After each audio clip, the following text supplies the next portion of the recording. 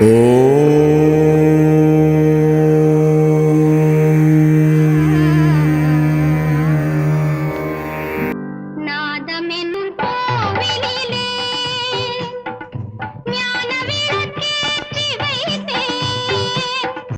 to Atma-darshanam. You're listening to Krishna Katha, episode 3.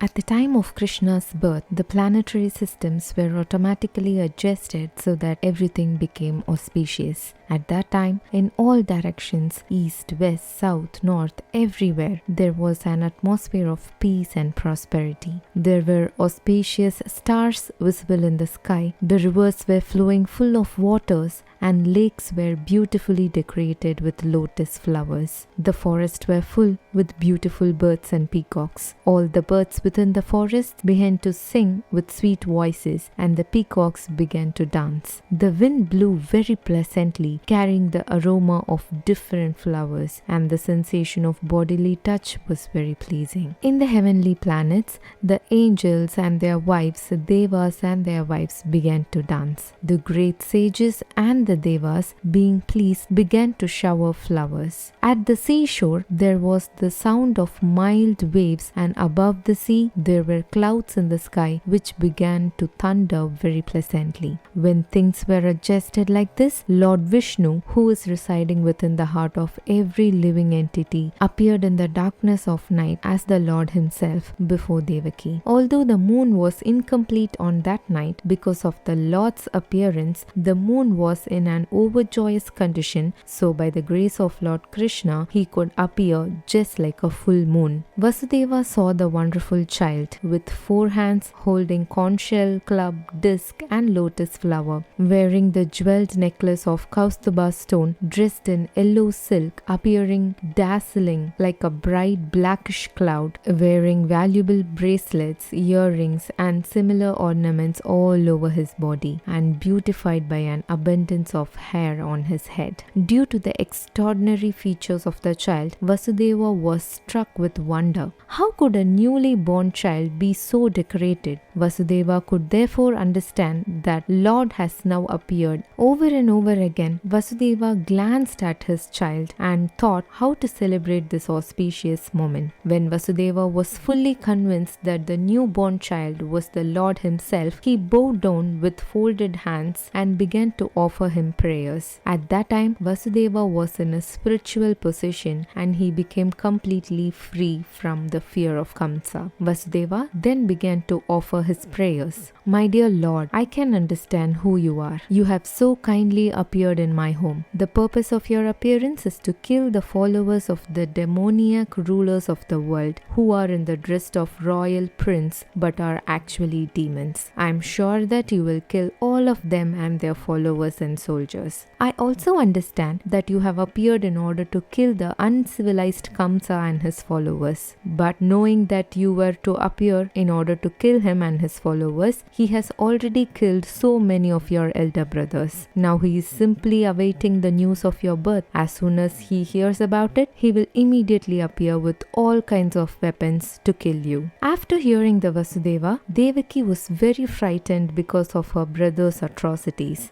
Devaki said, My dear Lord, I request you to save me from the cruel hands of Kamsa, the son of Ugrasena. I am praying to your Lordship to please rescue me from this fearful condition, because you are always ready to give protection to your devotees. While thus praying to Lord for rescue, Mother Devaki nonetheless expressed her motherly affection. My dear son, I request for the time being you become invisible to our material eyes. My only cause of fear from my brother Kamsa is due to your appearance. My Lord, I wish that Kamsa may not learn that you are already born. Therefore, I request you to conceal this 4-armed form of your Lordship, which holds the 4 symbols of Vishnu, conch shell, disc, club and the lotus flower. Oh dear son, I have heard that at the end of cosmic manifestation, you put the whole universe within your abdomen. Still, by your unalloyed mercy, you have appeared in my womb. On hearing all these prayers of Devaki, the Lord replied, "My dear mother, long ago my father Vasudeva was living as one of the Prajapatis. His name at that time was Sutapa, and you were his wife named Prisni. At that time, when Lord Brahma was desiring to increase the population, he requested you to generate offsprings. Both of you practiced severe austerities for 12,000 years by the calculation of Devas. During that time, your mind was always absorbed in me. When you were executing devotional service and always thinking of me within your heart, I was very much pleased with you.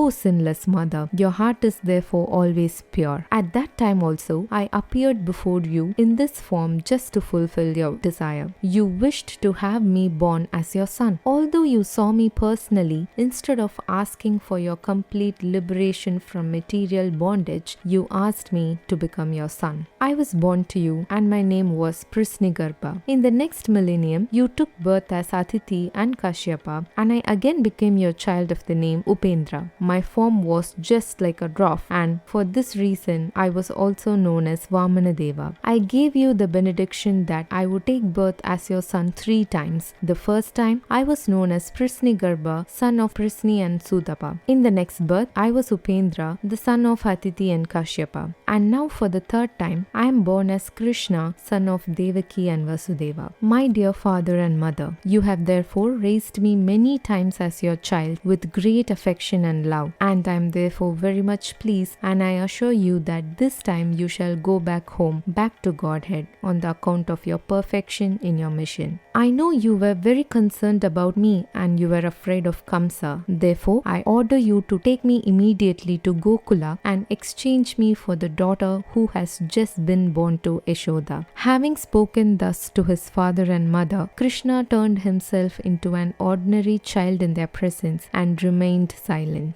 Being ordered by the Lord, Vasudeva prepared to take his son from the delivery room, and exactly at that time, a daughter was born to Nanda and Yashoda. She was Yoga Maya, the internal potency of the Lord. By the influence of this internal potency, Yoga Maya, all the residents of Kamsa's palace, especially the doorkeepers, were overwhelmed with deep sleep, and all the palace door opened, although they were shackled with iron chains. The night was very dark, but as soon as Vasudeva took Krishna on his lap and went out, he could see everything just as in the sunlight. When Vasudeva was carrying Krishna, the darkness of the night disappeared. All the prison doors automatically opened. At the same time, there were thunder in the sky and severe rainfall. While Vasudeva was carrying his son Krishna in the falling rain, Lord Shesha, in the shape of a serpent, spread his hood over the head of Vasudeva so that he could not be hampered by the rainfall. Vasudeva came onto the bank of the Yamuna and saw the water of the Yamuna was roaring with the waves. Still, in that furious feature, the river gave passage to Vasudeva. In this way, Vasudeva crossed the river Yamuna. On the other side, he went to the palace of Nanda Maharaja, situated in Gokula, where he saw that all the Gopalas and Gopikas were fast asleep. He took the opportunity to silently enter the house of Yashoda, and without difficulty, he exchanged his son for the baby girl newly born there. Then, after entering the house very silently and exchanging the boy for the girl, he returned to the prison of Kamsa and silently put the girl on the lap of Devaki. He again clamped the shackles on himself so that Kamsa could not recognize that so many things had happened. Everything was back in place. Mother Yashoda understood that a child had been born to her, but because she was very tired from the labor of childbirth, she fell fast asleep. When she awoke, she could not remember whether she had given birth to a male or a female child.